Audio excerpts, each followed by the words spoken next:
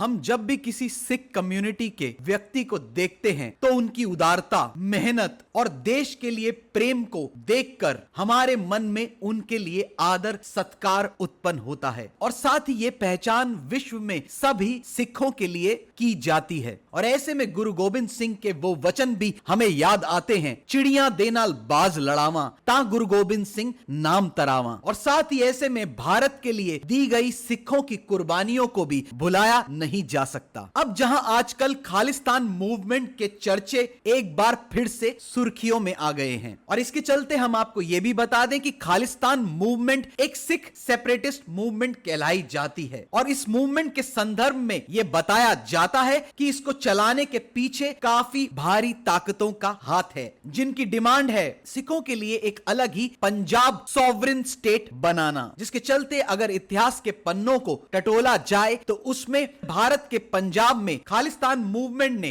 काफी अनस्टेबिलिटी लाने की कोशिश की है ताकि वो अपने सॉवरेन स्टेट से जुड़े मंसूबों को कामयाब कर सके। और ऐसा भी बताया जाता है कि इसकी ऑपरेशनल एक्टिविटीज का plan Pakistan, Canada, Italy, UK में बसे खालिस्तानी सिंपैथाइजर्स के थ्रू बनाया जाता है। और ऐसे में ऑनलाइन सोर्सेस के मुताबिक इसमें यह भी बताया जाता है कि with financial and political support of the Sikh diaspora the movement flourished in the Indian state of Punjab continuing through 1970s and 1980s। ऐसे में अगर हाल ही में खालिस्तानी मूवमेंट से जुड़ी एक खबर की बात की जाए जिसमें honorary consulate of India in Brisbane को फोर्स किया गया क्लोज डाउन करने के लिए कुछ खालिस्तानी सपोर्टर्स के द्वारा, जहां की पिछले दिनों ऑस्ट्रेलिया के पीएम एंथोनी अल्बानीज का भारत के दौरे पर भारत सरकार को यह एश्योरेंस देते हुए कहना था कि उनकी ऑस्ट्रेलियन सरकार कमिटेड है for not tolerating any extreme actions जैसे अटैक्स ऑन रिलीजियस प्लेसेस। और ऐसे में खबरों के हवाले से यह भी बताया जा रहा है honorary consulate of India in Brisbane का खालिस्तानी ग्रुप द्वारा क्लोज डाउन करवाना